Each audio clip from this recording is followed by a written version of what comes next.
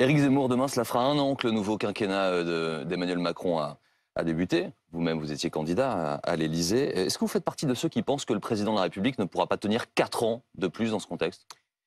J'entends cela depuis 1981. On disait déjà que François Mitterrand ne tiendrait pas son septennat. Il en a fait 2, il a fait 14 ans. Donc, vous voyez ce que je pense de ce genre d'analyse et de rumeurs. Alors, le président de la République, lorsqu'il se déplace désormais, est accompagné par des bruits de casseroles. Certains de ses ministres aussi, on a vu ça toute la semaine. Est-ce que vous pourriez y aller, vous, avec une casserole, une cuillère en bois, pour faire du bruit, dire votre mécontentement? Ben non, moi je me suis présenté contre lui. Donc, si vous voulez, c'était plus démocratique et dans le cadre des institutions. Je voudrais dire simplement, puisque vous parlez de la présidentielle et de la campagne et de son élection, je pense qu'il paye une chose que les observateurs ont plutôt admiré à l'époque, c'est-à-dire qu'il a évité la campagne.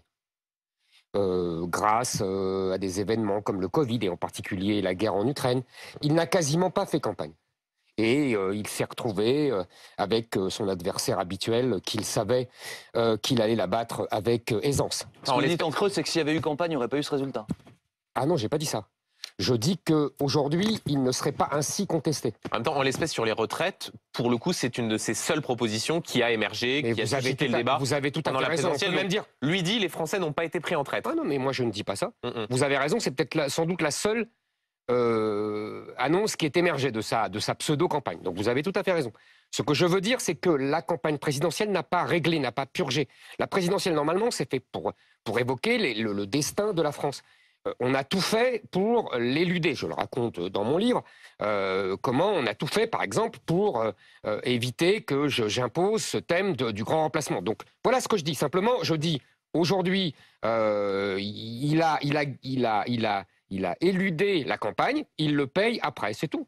Donc ça le rend moins légitime. J'ai jamais dit ça. Non, c'est une question. Ah non, non, non, je ne dis pas ça. Il a été élu, il est légitime. Moi, je ne conteste pas la légitimité d'un président de la République réélu. Ça serait ridicule. Je dis simplement, les conditions politiques de son élection ne permettent pas et n'ont pas permis un débat sain. C'est tout ce que je dis. Juste un mot pour terminer sur la question de la légitimité de Marie-Christine, parce qu'on l'entend beaucoup dans l'opposition. Beaucoup lui rappellent son adversaire du deuxième tour et le fait qu'il a été élu contre, disent-ils, et non pas pour son programme. Est-ce que ce débat, vous y adhérez ou pas du tout? Vous savez, c'est la règle du scrutin majoritaire à 2 tours. Au premier, on choisit, au second, on élimine. Vous savez, et deuxième chose, je savais d'avance, je l'ai dit dès que je me suis engagé à l'automne 2021, que s'il y avait Marine Le Pen en face, le résultat était acquis d'avance et que Emmanuel Macron gagnerait. C'est pour ça que je me suis présenté. Une des raisons qui a fait que je me suis présenté, pour justement éviter ce duel annoncé, cette victoire annoncée. Voilà, c'est tout. Jean-Baptiste parlait d'Emmanuel Macron au contact des Français et visiblement, il ne craint pas d'être impopulaire. Regardez cet extrait. Je ne vais pas démissionner, je vous rassure. Mais je vous rassure, ça n'arrivera pas. Il faudra attendre 2027. Mais c'est pas grave. Allez-y, madame. Si je suis pour la démocratie, c'est pour ça que je suis allé aux élections, moi. Il a raison de répondre comme cela, ou il y a un côté un petit peu bravage, provocateur chez le président de la République? Vous savez, chacun a son tempérament, son caractère. Voilà, c'est tout. Il répond ce qu'il veut. Vous savez, je pense qu'il y a une part aussi de tactique. C'est-à-dire qu'il préfère que les gens l'insultent comme ça à la télévision. Il y a un côté catharsis. Pour purger, c'est ça les désaccords? Je pense que c'est ce qui est dans la tête des communicants qui sont autour du président de la République. Mais vous entendez ce que disent ses opposants? Ils disent, par exemple, quand il dit les casseroles et les œufs, c'est pour faire de la cuisine, on va relancer l'industrie de la casserole. Ils disent, voilà, c'est encore des petites phrases, le retour d'une forme de provocation du chef de l'État. Vous, ça vous amuse, ce type de phrase, ou ça vous choque? Je vais vous dire quelque chose. Ça m'intéresse pas beaucoup. Moi, je pense que le pays va très mal. Je pense que le pays se meurt doucement, que nous sommes à la fois en déclin économique, social, culturel, intellectuel, scolaire, et en plus victime d'un grand remplacement de population. Je pense que ça, ce sont des thèmes beaucoup plus importants que les petites phrases, les sourires, les moqueries. Donc, moi, j'adore ça. Hein, mais non, bon. mais il n'y a pas de sujet personnel autour d'un éventuel rejet du président de la République. Et il y a sans doute, vous savez, le problème, c'est qu'il était un des présidents de la République les plus impopulaires et qu'il a quand même gagné. Je pense que on doit se poser des questions du côté de son opposition plutôt que du côté d'Emmanuel Macron. Il y a une forme de colère générale. Je crois que vous-même, à Tours, vous avez été un peu chahuté lors de votre déplacement. Marine Le Pen, elle, en revanche, en Isère, ça a été marquant. Elle a été très bien accueillie. Ça vous inspire quoi? Moi, je n'ai pas été chahuté, comme vous dites. Et ce n'est pas une colère... Non, mais je vais vous répondre. C'est pas une colère de la population contre moi. C'est une agression des militants dits antifascistes qui sont, pour moi, de la canaille et des nervis d'extrême gauche qui menacent les gens qui viennent se faire dédicacer mon livre. Il y avait des gens âgés, il y avait des enfants, ils n'en ont rien à faire, ils les insultent, ils les molestent. À Reims, à Tours, ils leur envoient des bouses avec de la pierre dedans et le préfet ne fait rien. Vous avez porté plainte? Oui, j'en ai porté plainte. Donc, vous voyez, ce n'est pas une colère. Ce sont simplement, je constate, vous évoquez la tranquillité de Mme Le Pen, vous savez, c'est comme ça. Soit on affronte nos adversaires qui veulent abattre le pays et la République, et là, on est pris pour cible. Soit on ne s'oppose pas à eux, on passe entre les gouttes, et évidemment... C'est parce qu'elle est molle. Si Marine Le Pen est épargnée, c'est parce qu'elle est molle. En tout cas, c'est parce que moi, j'ai été, disons, catalogué comme leur adversaire. Monsieur Zemmour, tout le monde ne peut pas en dire autant.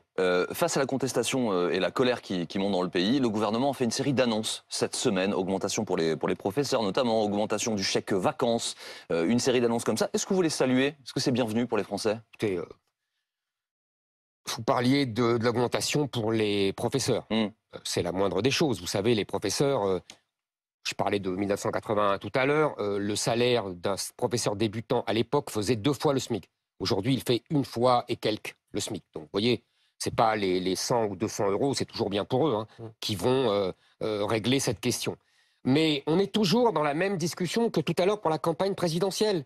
Le président, et d'ailleurs son opposante, les 2 candidats qui sont arrivés au second tour, et M. Mélenchon, ont fait assaut de démagogie, de chèques. On voulait régler la question du pouvoir d'achat, et on faisait des chèques, et on faisait des chèques. Moi, excusez-moi, ce n'est pas ma méthode.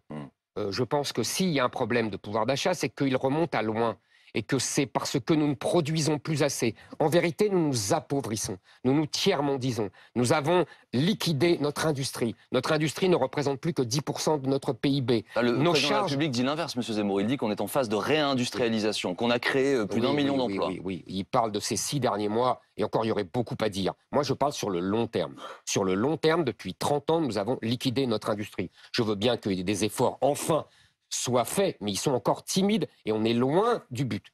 Et par ailleurs, nous savons très bien pourquoi les gens s'appauvrissent. C'est parce que les salaires sont trop bas. Mais pourquoi les salaires sont trop bas? C'est parce que les charges sont trop élevées. Et pourquoi les charges sont trop élevées? C'est parce que nous avons 800 milliards, vous m'entendez, 800 milliards de dépenses sociales. Voilà. Et pourquoi nous avons 800 milliards de dépenses sociales? C'est parce que nous avons un assistanat colossal et que nous soignons, nous éduquons, nous accueillons... Mais on va y revenir juste après, mais M. Zemmour, ça veut dire que vous dites « je ne suis pas favorable à la politique des chèques ». Ça veut dire que le chèque carburant, le bouclier tarifaire, il ne fallait pas le faire, il ne fallait pas faire des aides ponctuelles face à une inflation qui battait des records? Non, j'ai compris pourquoi on avait fait cette aide ponctuelle. Vous l'auriez fait aussi? Attendez, il faut comprendre pourquoi. Le gouvernement ne veut pas rentrer dans une spirale inflation-salaire que nous avons connue dans les années 70. Et donc, il ne veut pas que les salaires soient augmentés au prorata de l'inflation. Donc, il fait des chèques, j'ai bien compris. Donc, en fait, en vérité, c'est bien dans un laps de temps très court, mais ça ne peut pas durer. Surtout que comment on finance ça? On finance ça par la dette. 3 000 milliards de dettes, Benjamin Duhamel. C'est énorme. Et là aussi, pourquoi nous avons 3 000 milliards de dettes? 1, parce que nous ne produisons plus assez. 2, parce que nous avons un assistanat social qui nous fait nous écrouler, en vérité. La poursuite du bouclier tarifaire sur le gaz que vient d'annoncer Bruno Le Maire, qui a supprimé celui sur l'électricité, il ne fallait pas le faire? Vous savez pourquoi on le fait? C'est parce qu'on s'est mis dans une nasse. C'est très bien, on passe notre temps à réparer nos bêtises. Ça fait des années, je vous rappelle que j'ai débattu sur une autre chaîne avec M. Le Maire pendant la présidentielle et que je lui ai annoncé que l'Arenh, vous savez, le fameux tarif européen de l'électricité et son mode de calcul, allait nous mettre à la catastrophe. C'est arrivé. Alors évidemment, après, on est là à faire des chèques en disant « Ah ben on va corriger, on va corriger ». Vous savez pourquoi il prolonge? Il prolonge qu'en 2025. Et pourquoi il a choisi cette date? Vous le savez sans doute. C'est parce qu'en 2025, le tarif de l'Arenh sera enfin arrivé à terme. Comme les Français n'ont pas réussi à obtenir de l'Europe la suppression de l'Arenh, moi j'aurais décidé ça unilatéralement, le gouvernement se contente d'attendre à la fin comme un élève soumis, et pendant ce temps-là, eh ben, on fait des chèques, on finance toujours avec la dette. Mais en l'espèce, pour soulager les difficultés des Français, il fallait le faire? Moi je serais sorti de l'Arenh, madame. D'accord. Monsieur Zemmour, alors nous évoquions tout à l'heure l'anniversaire de la première année du nouveau quinquennat. Il y a un autre anniversaire aujourd'hui. Ce sont les 10 ans du mariage pour tous. Est-ce que vous y êtes toujours opposé? Pourquoi j'y étais opposé? Et pourquoi je le suis toujours? Je ne ferai pas, je ne participerai pas à cette accumulation, je vois, de mea culpa, de ah, j'ai fait des erreurs. Gérald Darmanin, Christophe Béchu, Catherine Vautrin. Ça avait commencé avec Valérie Pécresse, vous vous souvenez, pendant la campagne présidentielle. Elle avait déclaré qu'elle était à la manifestation pour observer. Le ridicule ne tue pas. Donc, pourquoi j'étais hostile à cette loi? D'abord parce que, vous avez remarqué, depuis 10 ans, puisqu'on fête le 10e anniversaire, il y a eu à peu près 7000 mariages par an, sur les 250 000 mariages classiques. On a quand même fracturé le pays, divisé le pays pendant des mois pour un nombre très, très réduit. On est là, vous savez, normalement, une loi, c'est une loi de portée générale. C'est ça la loi. Là, on est vraiment... Monsieur Zemmour, dites ça à ceux qui ont pu, grâce à cette loi, se marier, même si c'est 70 000 en l'espèce. Attendez, donc on fait des lois pour quelques individus. Il faut quand même le savoir. C'est un dévoiement de la loi. Bon. Deuxièmement, pourquoi j'étais hostile? J'étais hostile à ce mariage pour tous, ce mariage homosexuel, parce que je savais, j'avais compris, j'avais lu les programmes des lobbies LGBT, je savais que ce mariage était une étape dans un cadre beaucoup plus long et dans un projet beaucoup plus long.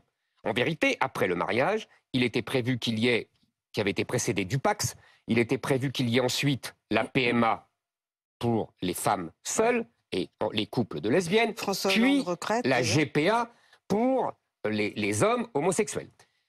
Eh bien, on y est presque. Attendez, d'ailleurs, je lisais. La GPA, le gouvernement ne cesse de dire qu'il n'y est pas favorable du tout. Et par ailleurs, dans la chronologie, monsieur Zemmour, que vous décrivez, il y a un fait qui est incorrect, c'est que les PACS continuent d'augmenter. C'est pas d'abord le PACS, puis les mariages, Les PACS, ce sont les hétérosexuels. Non, les PACS pour les mariages homosexuels continuent d'augmenter aussi. Et essentiellement, les PACS, c'est les gens hétérosexuels. Mais passons. Je reprends.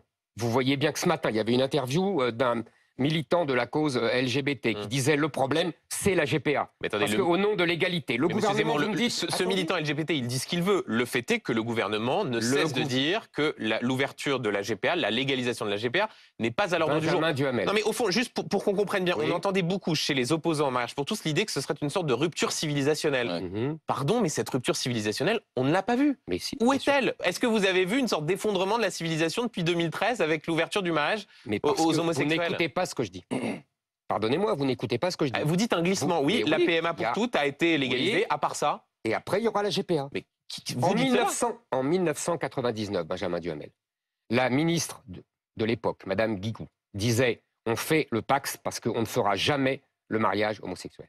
Quand il y a eu le mariage homosexuel, Madame Taubira disait « on ne fera jamais la PMA pour les femmes seules ». Aujourd'hui, le gouvernement dit on ne fera jamais la GPA, je vous fiche mon billet qu'il y aura. D'ailleurs, la jurisprudence déjà reconnaît les enfants qui ont été faits par GPA à l'étranger. Ce qui n'est pas la même chose. C'est pas la même chose. Mais c'est pour leur donner une filiation, monsieur Zemmour. C'est pour leur donner une filiation, une histoire à ces enfants, ce qui est normal. Vous allez dire la même chose après pour la GPA, on dira par mesure d'égalité, c'est injuste que les homosexuels... Donc si je comprends bien, vous dénoncez cette union homosexuelle en tant qu'étape d'un processus qui vous inquiète, mais pas en tant que tel donc. Non. Pour moi, le mariage, c'est un homme et une femme. C'est une institution. Voilà. Ça vous va comme réponse? Non, Juste- moi, il n'y a pas de réponse qui me Non, vont mais pas. c'est tout, J'essaie voilà. de comprendre. Je- Et vous entendez également, parce que l'argument existait il y a 10 Mais ans, vous mais il savez- continue d'être rappelé aujourd'hui. En fait, l'amour, l'importance de gens qui s'aiment et qui ont choisi de s'unir. Le mariage, ce n'est pas seulement l'amour. Le mariage, c'est une institution. C'est au départ pour protéger des enfants. C'est tout. Et pour instituer une famille. Ça n'a rien à voir avec l'amour. L'amour est en plus. Vous comprenez? Moi, si vous voulez, le problème de ce mariage homosexuel, c'est que ça a fracturé le pays. C'est-à-dire que, vous voyez, on discute là, en vérité, on prend des positions tranchées, alors qu'en vérité, moi, je ne suis pas contre le mariage homosexuel parce qu'il touche des homosexuels. Je me moque assez de ce que font les homosexuels. C'est leur vie, ils sont libres. Et vous savez, l'homosexualité a été dépénalisée depuis la Révolution française. Donc c'est une Donc vous êtes vieille pas homophobe? histoire. Non, je ne suis absolument pas homophobe.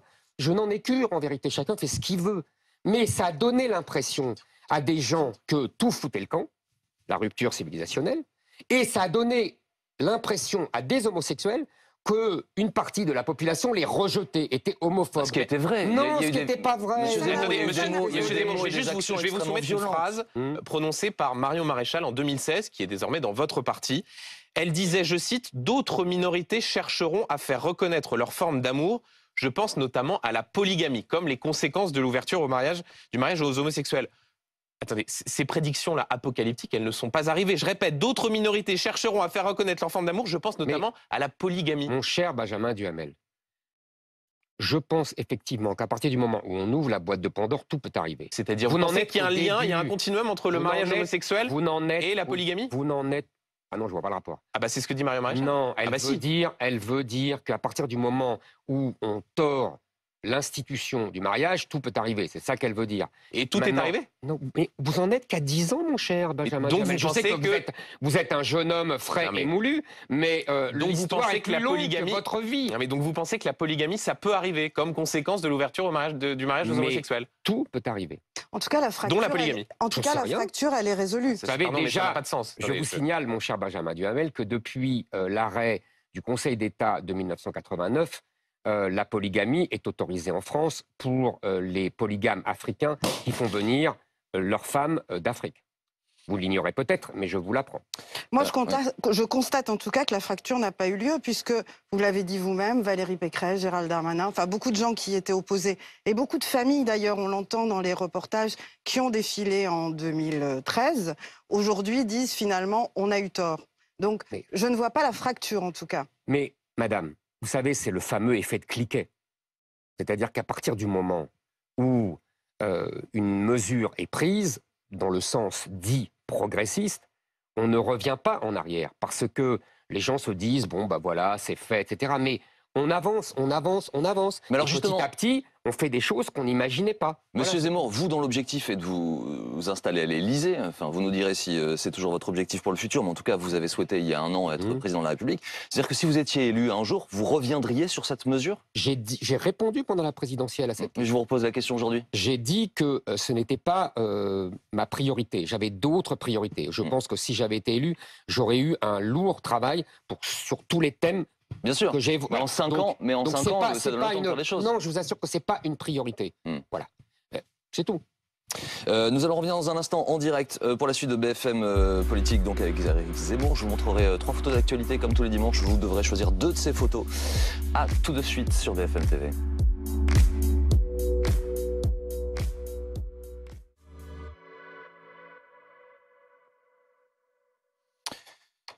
Éric Zemmour est l'invité de BFM Politique ce midi. Monsieur Zemmour, je vous montre 3 photos. Elles vont apparaître derrière moi. Elles sont liées à l'actualité. Vous allez pouvoir en choisir 2.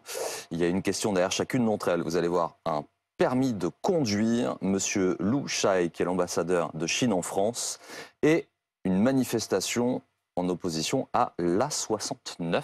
Quelle première photo vous choisissez? Le chinois. Monsieur Lou Shai, la France se dit consternée après les propos de l'ambassadeur de Chine en France. Il a estimé qu'il fallait arrêter, je le cite, de chicaner sur les questions de frontières post-soviétiques en faisant allusion à la situation en Ukraine et particulièrement à la Crimée. Est-ce que vous êtes consterné, vous aussi? Écoutez, les Chinois sont de plus en plus manifestement les alliés de la Russie. Nous avons reconstitué, avec cette guerre en Ukraine, les deux blocs qu'il y avait auparavant, mais simplement d'un côté nous avons l'Occident et de l'autre nous avons le bloc russo-chinois. C'est regrettable. Mais c'est la Russie, du coup, qui l'a reconstitué, puisque c'est la Russie qui a déclenché la guerre. Oui, oui, c'est la Russie qui a déclenché la guerre. C'est aussi le fait qu'on n'a jamais réussi à régler cette question ukrainienne, du Donbass, etc. On ne va pas revenir sur ce débat, mais en tout cas, aujourd'hui, on a deux blocs qui s'affrontent, et je pense que le rôle de la France, c'est d'essayer de sortir de cette logique de bloc. D'ailleurs, je constate qu'Emmanuel Macron a essayé, il essaye, seulement il dit le tout et le contraire de tout. Un jour, on voit bien qu'il essaye, et puis le lendemain, il se remet dans une logique de bloc. Il faudrait qu'il ait un peu plus de cohérence et de persévérance. Mais voilà, c'est la situation mondiale et est absolument consternante. Il nous reste deux photos, un permis de conduire ou une manifestation contre l'A69. L'A69 ? Manifestation hier dans le Tarn contre le projet d'autoroute, donc qui doit relier Toulouse à Castres. Manifestation qui s'est très bien passée. Elle doit détruire, cette autoroute, 316 hectares de terres agricoles. Ça sont les chiffres de la préfecture. Est-ce que vous êtes favorable à ce projet d'autoroute ? Écoutez, je vous avoue que je suis un peu dubitatif. Je connais cette route, je connais cette région. Faire 50 km, je crois, d'autoroute pour gagner 15 minutes seulement, en abattant, je crois, 200 arbres, en artificialisant beaucoup de sol. Je ne suis pas sûr, j'aurais peut-être préféré qu'on renforce la nationale. Je pense que ça aurait suffi. Donc vous êtes du côté des associations, les soulèvements de la terre et autres sur ce sujet. Je ne suis Dites la même chose que Sandrine Rousseau. Je ne suis du côté de personne. Moi, je suis contre la violence, en revanche. Je ne suis contre les exactions dont tous ces gens se font les chantres régulièrement. Mais en revanche, il n'y a pas de honte à réfléchir. On n'est pas pour Sandrine Rousseau ou contre Sandrine Rousseau. Je m'en moque de Sandrine Rousseau. J'essaye de réfléchir rationnellement. Et je me dis, c'est peut-être un peu beaucoup pour gagner 15 minutes. Voilà. Mais est-ce que, comme beaucoup de Français, vous évoluez sur les questions du changement climatique ?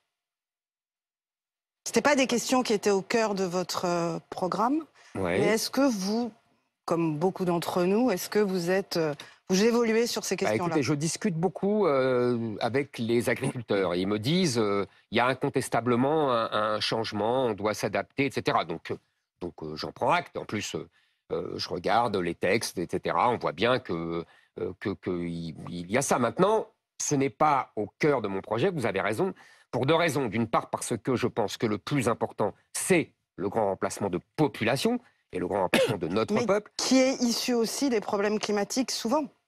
C'est parce que les gens ont des problèmes de sécheresse qui bougent. Vous savez, je pense qu'à partir du moment où l'Afrique passe de 100 millions d'habitants en 1900 à 2,5 milliards en 2050, même sans réchauffement climatique, il y aurait une pression folle démographique. Alors justement, nous allons rester en Afrique, précisément à équidistance de Madagascar et du reste du continent africain. Il y a un département français qui s'appelle Mayotte. Gérald Darmanin, il lance l'opération Wambushu. La France, en fait, va expulser des migrants et démanteler les bidonvilles. Je précise que le plus grand bidonville de France est là-bas, à Kawemni. Une opération qui ne fait pas l'unanimité. Certains sur place pensent que ça va être un drame et que des violences pourraient découler de ces opérations. Est-ce que c'est la chose à faire, selon vous ? C'est la chose qu'on aurait dû faire depuis très longtemps. Si vous voulez, Mayotte est le concentré apocalyptique de ce qui arrive déjà en France petit à petit, mais comme le territoire français est beaucoup plus grand, évidemment, ça prend plus de temps. Mayotte est tout petit, il y avait très peu d'habitants il y a encore 30 ans, et désormais, ça a été multiplié par 10, par 20, enfin, c'est des chiffres inouïs. En fait, qu'est-ce qui se passe ? Mayotte est une petite île, vous savez, il y a 4 îles, et les îles comoriennes ont choisi l'indépendance dans les années 70. Seule Mayotte, qui avait une longue tradition de proximité avec la France par rapport aux autres îles comoriennes, a choisi la France. Le gouvernement, dirigé alors par Giscard d'Estaing, a accepté, il aurait pu refuser, il aurait pu dire vous êtes tous dans les mêmes îles, ça aurait été aussi cohérent. Maintenant, les Comores n'ont jamais accepté ce vote.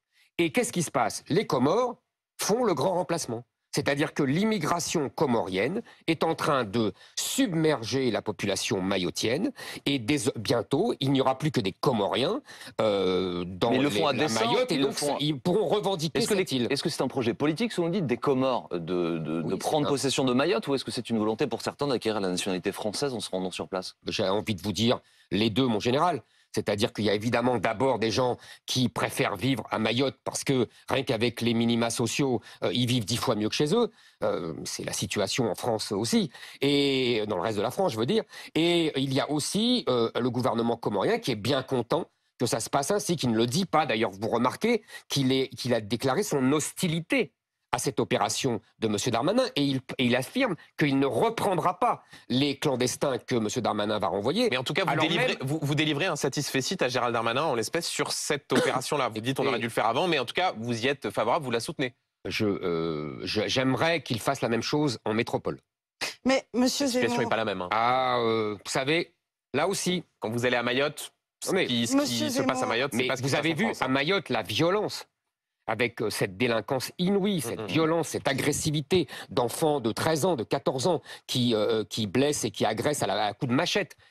Et vous savez, dans monsieur- d'innombrables quartiers en France, ça ressemble beaucoup à ça déjà. Vous À la avez vu, machette, regardez à des Nice. agressions à la J'étais machette, pas à la machette, mais j'étais à Nice il y a 15 jours. On a vu des images dans ce quartier avec des gens avec une Kalachnikov. Vous voyez, c'est pas beaucoup mieux. Monsieur Zemmour, pour revenir à Mayotte, vous avez dit vous-même que c'est un choix de la France de rester à Mayotte. Mhm. Valéry Giscard d'Estaing, Nicolas Sarkozy en a fait un département français. Mhm.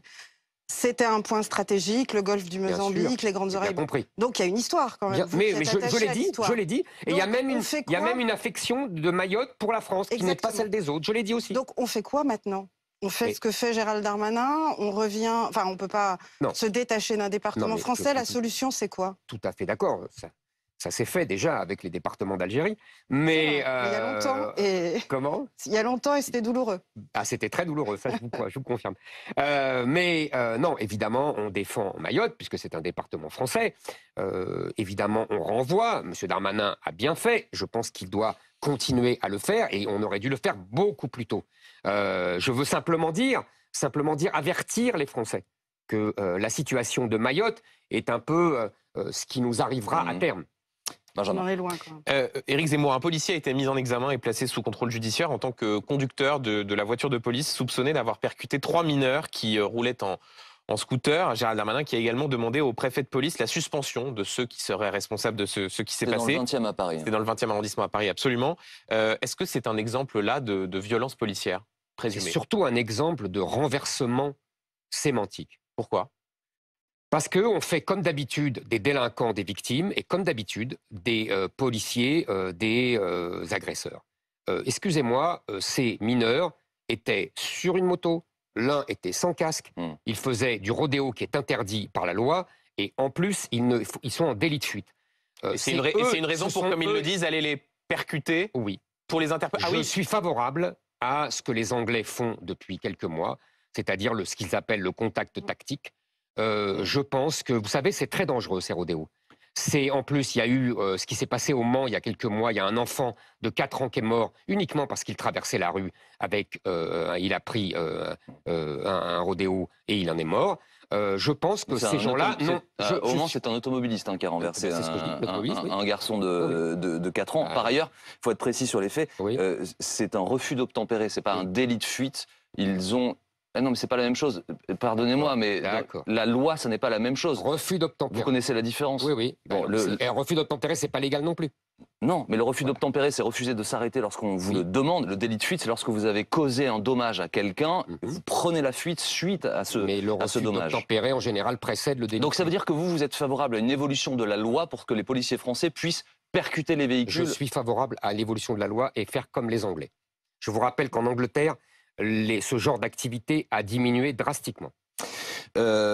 Pape Ndiaye, qui est ministre de l'Éducation, interrogé sur ces sujets et sur le climat de tension, notamment suite à la réforme des retraites, a réaffirmé cette semaine qu'il existait je le cite, des phénomènes de violence policière, et sur lesquels enquêtait d'ailleurs l'IGPN. Il faudra qu'il se mette d'accord avec M. Darmanin au Conseil des ministres, parce qu'après tout, c'est son collègue qui, lui, défend évidemment le fait que il ne peut pas y avoir de violence policière, puisque, je le répète à chaque fois, c'est la police qui a le monopole de la violence légitime, et donc la violence est le propre de la Et police. violence légitime, M. Zemmour, ne veut pas dire violence excessive. Mais Vous pouvez avoir le monopole de la violence légitime parce que c'est les forces de l'ordre, mais ça ne veut pas dire que vous pouvez utiliser la violence de façon excessive. Donc il n'y a pas étymologiquement de violence policière. Donc c'est quoi, des violences commises par des policiers? Ah, peut-être, ça après, peut-être. Vous savez, ils sont très contrôlés. Moi, je pense aujourd'hui que ce ne sont pas les policiers qui commettent des violences, on commet des violences sur les policiers. C'est ça, l'essentiel aujourd'hui. C'est les policiers qui sont une cible. Et c'est les policiers qu'il faut défendre. En tout cas, moi, c'est ce que je fais. Quand pendant les manifestations, on avait notamment des membres de la Brave qui s'en prenaient à des manifestants en leur donnant des claques, parfois avec des insultes à caractère raciste, ça, c'est pour vous aucun problème? Vous ne savez pas comment ça s'est passé. Qu'est-ce qui s'est passé avant? Vous ne voyez que la vidéo au moment où on l'enregistre. Et ça Vous ne voyez pas, des paires de vous claques. ne voyez pas ce qui se passe avant. Moi, je voudrais voir ce qui se passe avant. Mais vous êtes d'accord que quand l'administration, en l'occurrence la police des polices ou la gendarmerie qui enquête sur ses propres membres, conclut à un comportement inadapté, vous vous remettez à cette décision? C'est bien ce que j'ai dit. Il y a des procédures qui contrôlent les policiers. Et donc, c'est très bien, oui, il faut suivre. D'ailleurs, le ministre suit ensuite les avis de l'IGPN, voilà. Je voudrais revenir donc à Pape Ndiaye, le ministre de l'Éducation, qui a également affirmé cette semaine que les établissements privés sous contrat devaient davantage prendre leur part en matière de mixité sociale. Il a raison. Alors, vous savez, M. Pape Ndiaye, je trouve qu'en ce moment, il est très intéressant à suivre parce qu'on a l'impression que pendant un an, il prenait un peu ses marques et que maintenant, il tombe le masque. Et vous avez cité cette déclaration, il avait fait une autre... Non, mais sur celle-là précisément. Je vais répondre sur celle-là, vous inquiétez pas. Mais je veux mettre dans le contexte. Quelques jours avant, dans laquelle il réduisait les pouvoirs du comité des sages de la laïcité, dirigé par Mme Schnapper, la fille de Raymond Aron, et il faisait rentrer des gens qui étaient pour ce qu'ils appellent une laïcité ouverte, c'est-à-dire en gros pour la fin de la laïcité à la française. Et là, il fait des déclarations sur l'enseignement privé. En fait, c'est le même sujet.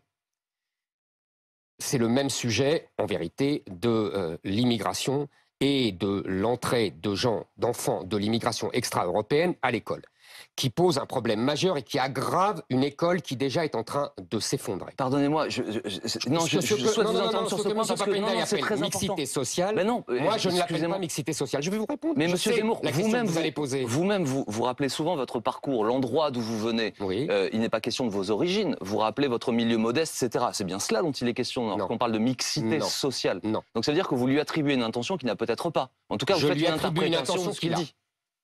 Je lui attribue une intention qu'il a, mais parce que je sais. Tout simplement, ce qu'il appelle mixité sociale, en vérité, c'est la mixité migratoire. C'est ça le sujet. Le problème aujourd'hui, c'est que nous avons une école qui s'effondre. Je le répète, tous les classements internationaux le montrent. Le classement PISA sur la capacité de lire un texte est catastrophique. Le classement TIMSS sur les mathématiques, nous sommes derniers, vous m'entendez, derniers de l'Union européenne.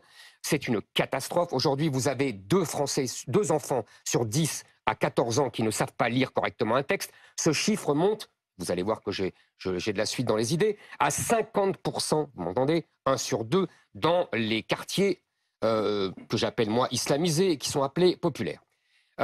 Pourquoi? Parce qu'en fait, l'école s'est effondrée parce que nous avons renoncé depuis 40 ans au système traditionnel. Nous sommes devenus le jouet des lubies des pédagogistes qui ont abattu les méthodes traditionnelles et donc le niveau de l'école s'est effondré. Il n'y a qu'à voir le niveau du bac aujourd'hui, le niveau en orthographe, le niveau en français, le niveau en mathématiques, etc. Et là-dessus, je dis bien là-dessus, s'est greffée une immigration extra-européenne de gens qui, pour la plupart, je dis bien pour la plupart, ont un niveau socio-culturel très faible. Par ailleurs, ces gamins-là, souvent, sont très violents. Donc, il y a une conjonction, une agrégation, à la fois d'effondrement du niveau scolaire et de l'immigration qui aggrave cette aggravation. Je suis obligé de vous arrêter un instant parce que dans cette... Non, mais vous venez de faire une phrase dans laquelle il y a tellement d'éléments. Je continue. Non, mais vous venez de dire les enfants d'origine extra-européenne sont souvent violents. Enfin, sur quelle base Tout simplement les faits, les chiffres. Vous savez, il suffit de regarder. Mais non, mais ça veut rien dire ça. Mais arrêtez, mais écoutez, vous avez le droit de rester dans le déni. Non, c'est pas le déni. Non, Je mais vous demande quels sont c'est les votre faits. statut de journaliste qui est en cause, je le sais. Moi, je ne le suis pas. Mon statut de Oui, journaliste, votre M. Zemmour, statut sont les sur faits. ce sujet de journaliste est d'être dans le déni vis-à-vis des Non. ravages que cause Je vous demande l'immigration. quels sont les faits. Je vous pose connais, une question vous savez. simple. Donc, de toute façon, je vous réponds ce que je veux. Donc, je vais Ah oui, continuer à vous répondre. je vous pose les questions que je veux aussi. Oui, mais posez vos questions et j'ai Mhm. mes réponses. Donc, je vais vous répondre. Je vais vous dire que ce système-là, c'est-à-dire effondrement du niveau scolaire plus immigration, a tué l'école publique.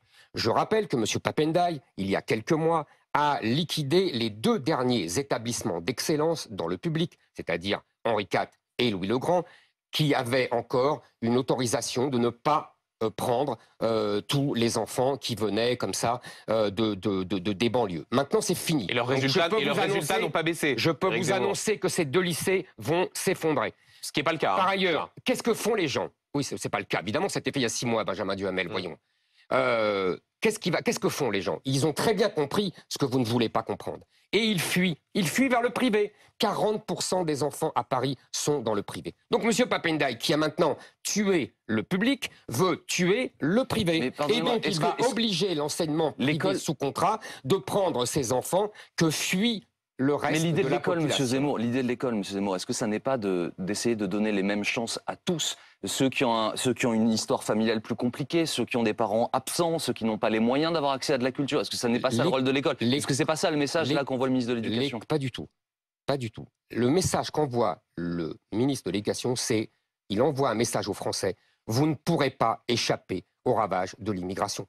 C'est le même message qu'envoie M. Macron quand il décide d'envoyer des migrants dans des petits villages. Mais- C'est la même chose. Et moi, je dis aux Français, vous n'échapperez pas. Vous croyez depuis des années que vous pouvez fuir, que vous avez des stratégies d'évitement. On a beaucoup dit que la bourgeoisie pouvait. D'ailleurs, je note, entre parenthèses, que M. Papendiaï lui-même sait très bien ce que je dis, puisque lui, ses enfants, il les met à l'école alsacienne, qui est une école privée hors contrat. Donc il sait très bien ce que je dis. Il sait très bien les ravages de l'immigration à l'école Zemmour. et de l'effondrement du niveau et de l'indiscipline généralisée. Tous les profs vous le disent. Ils ne peuvent plus faire classe. Ils sont aujourd'hui venus et passer leur temps à faire la discipline qu'ils n'arrivent pas à obtenir. Monsieur Zemmour, votre démonstration, c'est vrai qu'on commence à bien la connaître. En revanche, est-ce que vous n'êtes pas un peu monocause, cause, oui, de ce... Tout à l'heure, vous avez vous-même parlé du salaire des professeurs qui avait baissé considérablement lié à Relativement. l'inflation. Donc, il y a peut-être aussi à chercher d'autres causes dans l'effondrement de notre système scolaire, non? C'est forcément l'immigration. C'est pas un peu binaire Vous êtes habitué à ma démonstration et moi, je suis habitué à à la vos nôtre? questions. Ouais. Et je suis, là, je vous demande de regarder je autre suis chose. surtout habitué à votre mauvaise foi. C'est-à-dire qu'en l'occurrence, j'ai dit au départ, la cause de l'effondrement de l'école française, c'est l'adoption de nouvelles méthodes pédagogistes qui a fait effondrer le niveau scolaire. Vous savez, ça, je l'ai dit à chaque fois. Donc, c'est 60... Et j'ajoute, l'immigration extra-européenne, avec des exceptions, hein, bien sûr. Il y a des élèves asiatiques qui sont très brillants. Il y a même des élèves marocains qui sont remarquables. Donc il y a la dans les bonne et mathématiques. la mauvaise immigration. Non. Il y a une masse, d'abord, il y a trop d'immigrés depuis 30 ans, c'est une évidence. Et il y a en plus une masse de gens qui ont un niveau socio-culturel très, très, très faible. Et il y a des exceptions. Bon.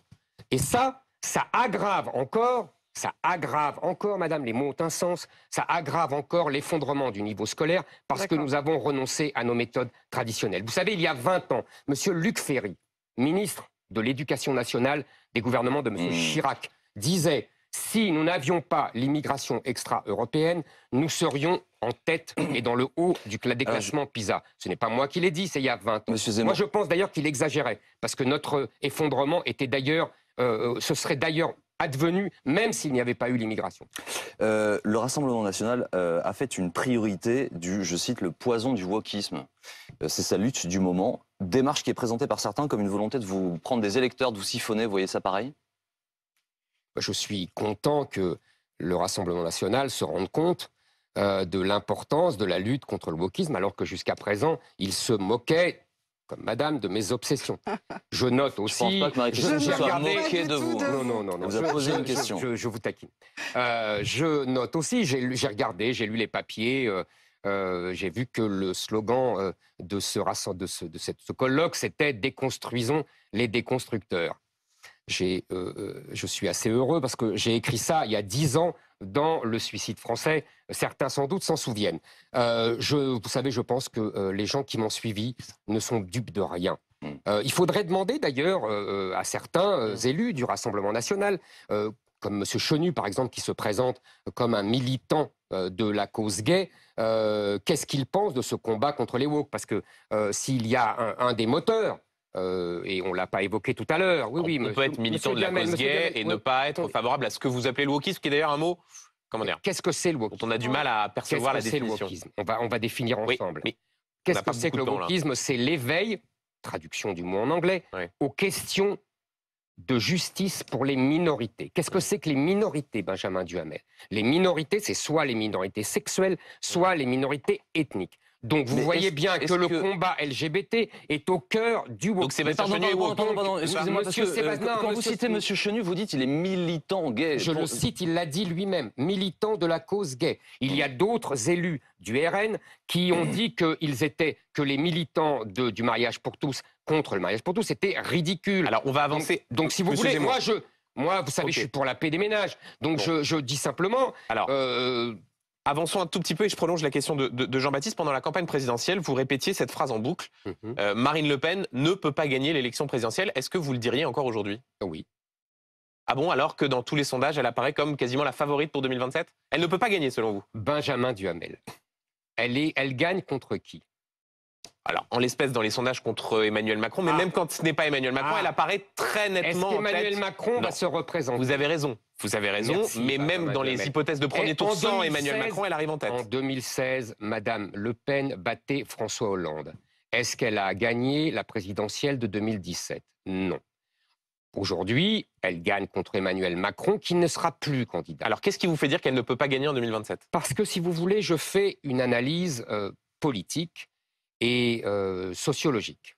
D'ailleurs, j'ai lu avec plaisir les remarquables interviews que je vous recommande de M. Buisson dans Le Point, puis dans Valeurs Actuelles, qui expliquent tout à fait la même chose. Qu'est-ce qu'il dit? Il dit d'abord, on nous a présenté Marine Le Pen comme la candidate du bloc populaire contre le bloc élitaire. Or, au second tour de la présidentielle de 2022, M. Macron a recueilli plus de voix populaires, 31%, que Mme Le Pen, 29%. Deuxièmement, en vérité, qui fait l'élection de M. Macron? C'est le bloc des gens âgés, des boomers, des retraités, des gens qui ont plus de 60 ans, 65 ans, etc. Ces gens-là ne votent pas pour Mme Le Pen. Pour des tas de raisons. Non. Elle progresse chez les retraités. On va s'arrêter là, on va s'arrêter. Et simplement, en fait, pourquoi je me suis engagé? Pourquoi je propose, contrairement à Mme Le Pen, une alliance des droites? Parce que je pense que c'est la seule façon de fracturer ce bloc des retraités qui a voté, qui a fait l'élection de M. Macron et qui fera l'élection de M. Philippe et d'autres. C'est sans fin. C'est sans fin. Merci, M. Zemmour, d'avoir été avec nous. Je ne crois pas à la victoire de Mme Le Pen. Elle sera toujours battue par un macronien. Merci d'avoir été notre invité aujourd'hui sur BFM TV.